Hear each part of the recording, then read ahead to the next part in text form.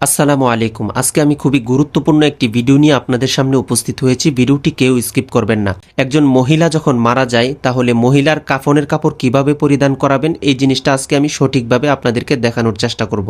আপনারা জানেন মহিলাদের কাফনের কাপড় হলো 5টি। প্রথমে যে কাপড়টি বিছিয়েছি সেটা হলো চাদর। দ্বিতীয়ত যে কাপড়টি আমি বিছিয়েছি সেটা হলো ইজার। তৃতীয়ত যে কাপড়টি আমি বিছিয়েছি সেটা হলো সিনাবন্ধ। চতুর্থ আমি যে কাপড়টি বিছাবো সেই কাপড়টিকে আরবিতে বলা হয় কমিস। এই কমিস বিছানোর পর আমরা এটাকে খুলে দেব এবং মৃত ব্যক্তিকে আমরা এখানে নিয়ে আসব এবং এই কমিসটাকে সুন্দরভাবে এই মৃত ব্যক্তিকে পরিয়ে দিব ইনশাআল্লাহ। তারপর মৃত ব্যক্তির দেহ থেকে পুরাতন কাপড়টি আমরা সরিয়ে নেব। 5 নম্বরে একটি ছোট্ট রুমাল দ্বারা মহিলার চুলগুলোকে সুন্দরভাবে ঢেকে দিবেন এবং এই কাজগুলো আমাদেরকে খুব সতর্কতার সাথে করতে হবে যেন লাশের সাথে আমাদের কোনো বেয়াদবি না হয়ে যায় এবং কাপড়গুলো উভয় দিক থেকে সুন্দর করে গুছিয়ে নেবেন।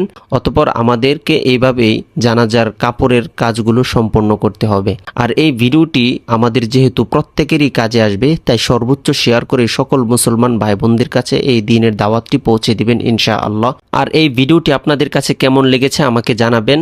আপনারা কি পরবর্তীতে পুরুষদেরকে কিভাবে কাফনের কাপড় পরিধান করাতে হবে সেই ভিডিওটি চাচ্ছেন কিনা এটাও জানিয়ে দিবেন ইনশাআল্লাহ। আমি পরবর্তীতে আপনাদের জন্য পুরুষদেরকে কিভাবে কাফনের কাপড় পরাতে হবে সেই ভিডিওটি নিয়ে উপস্থিত হব ইনশাআল্লাহ। আসসালামু আলাইকুম।